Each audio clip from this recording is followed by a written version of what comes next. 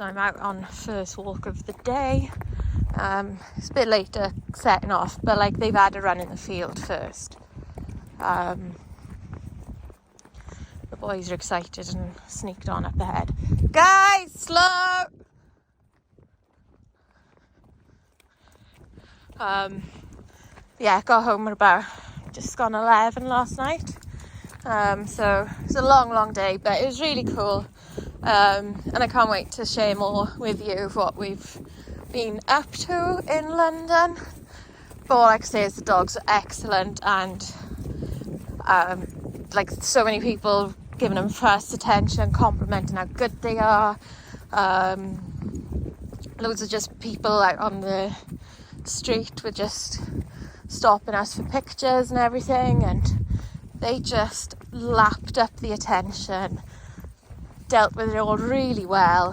And you know, even on the off bits in between takes where like we want the dogs to have a little break and like just chill out for a little bit, a lot of the crew were coming up and making a fuss of them. They did ask mostly as well, and I just went, yeah, it's fine, because even though you're kind of thinking he's gonna roll, you're kind of thinking, oh, you know, I need the want them to have a break. It was also nice that they didn't sort of get too wound up, excited about having more attention even on their breaks. They're good as gold. Honestly, I cannot fault how they were.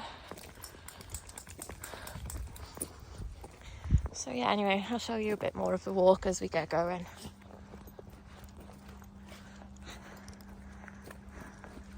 So yeah, back to normal, real world of dogs, mountains and mud and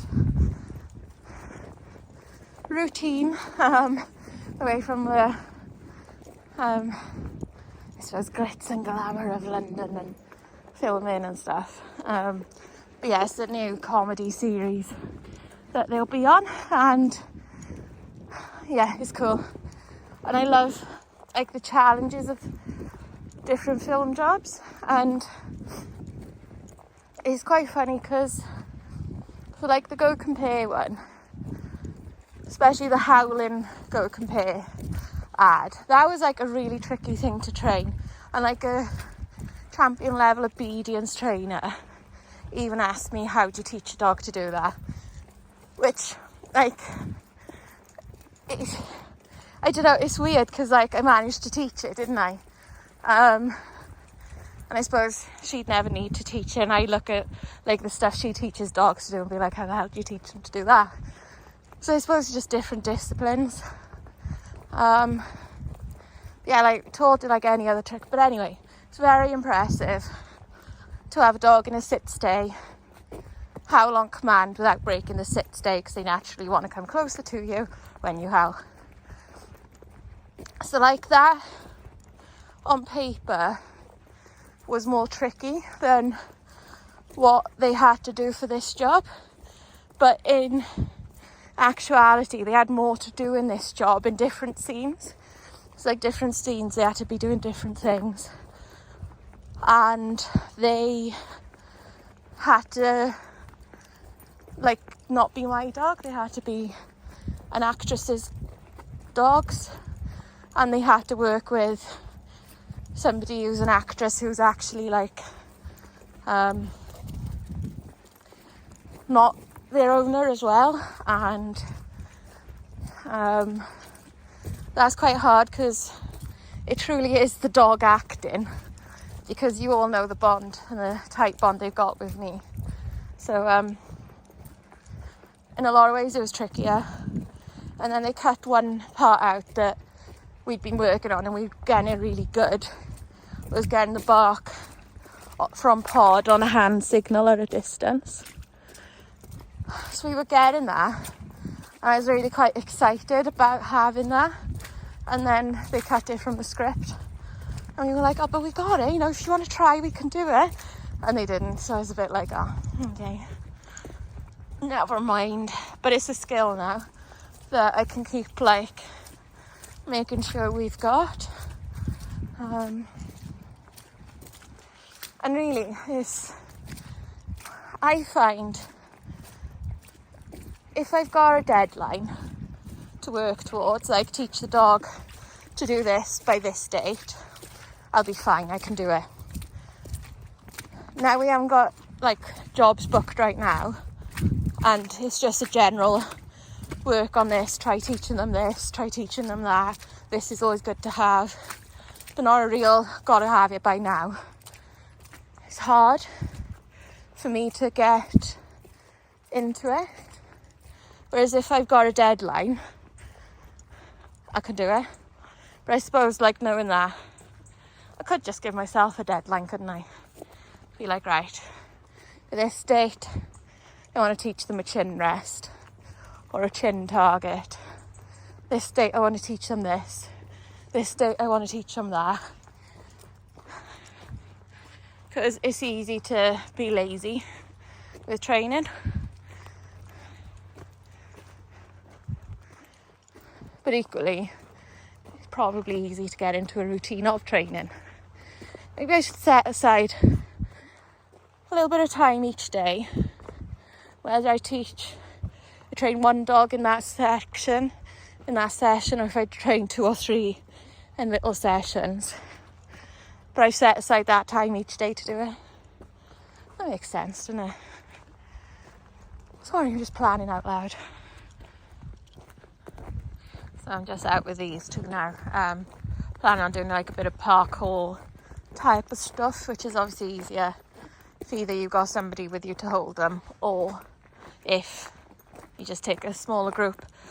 So Raven can't walk because she's in season, and then Jude and Duds have had a really good session playing fetch with a tennis ball. Phoebe's out walking at the moment with one of the liveries and her partner, so that's everybody exercised for the day.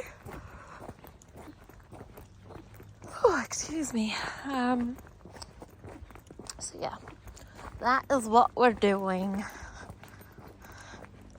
Oh, hey, Potter. Pumpkin, sit. Sit. Yes.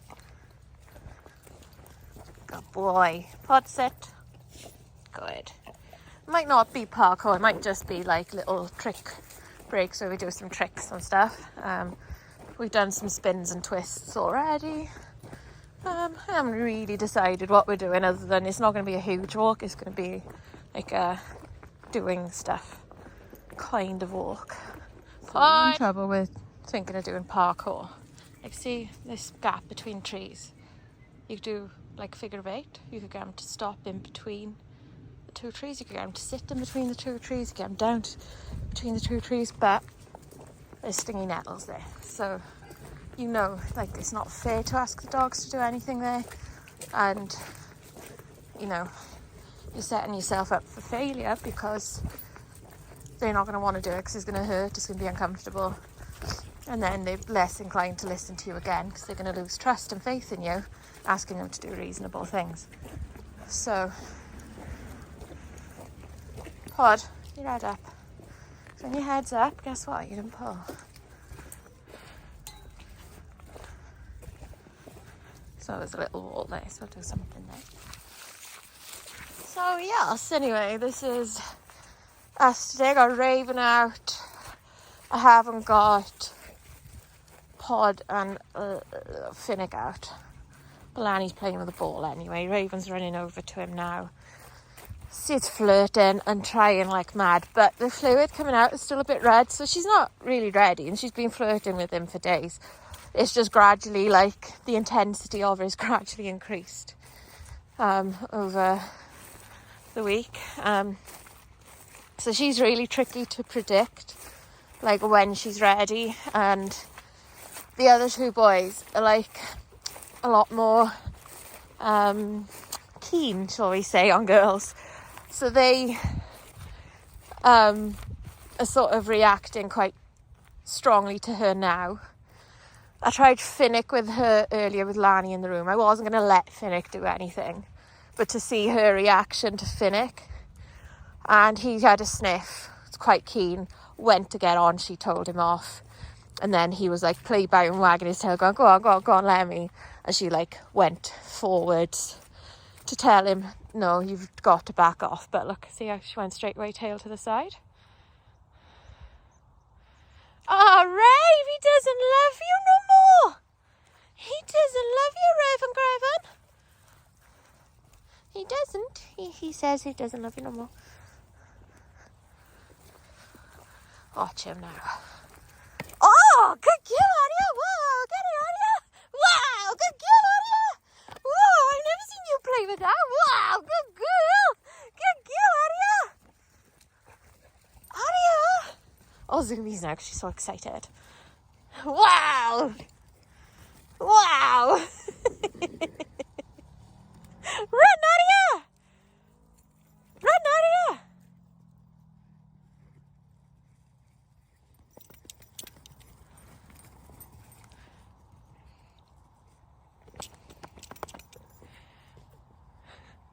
I love the randomness of Zoomies. And they change directions and then they circle and then they bite some grass on the way and just goofy.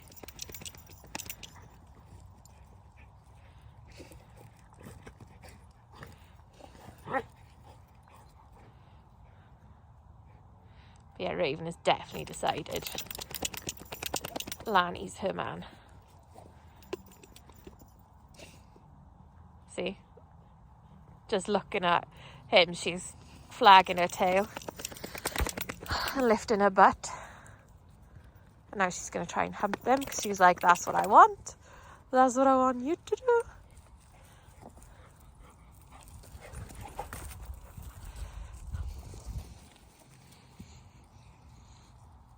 No matter what Lani's doing, Raven's there watching ready. Like when she's out with him, obviously.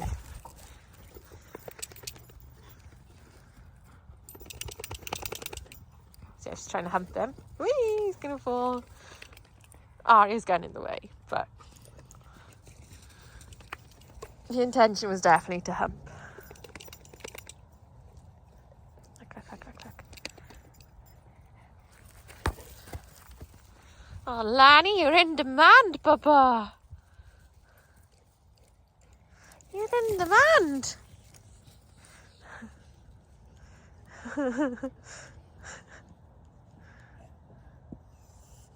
She's so funny. Right, I am going to go in and have food, and I shall see you all soon. Bye.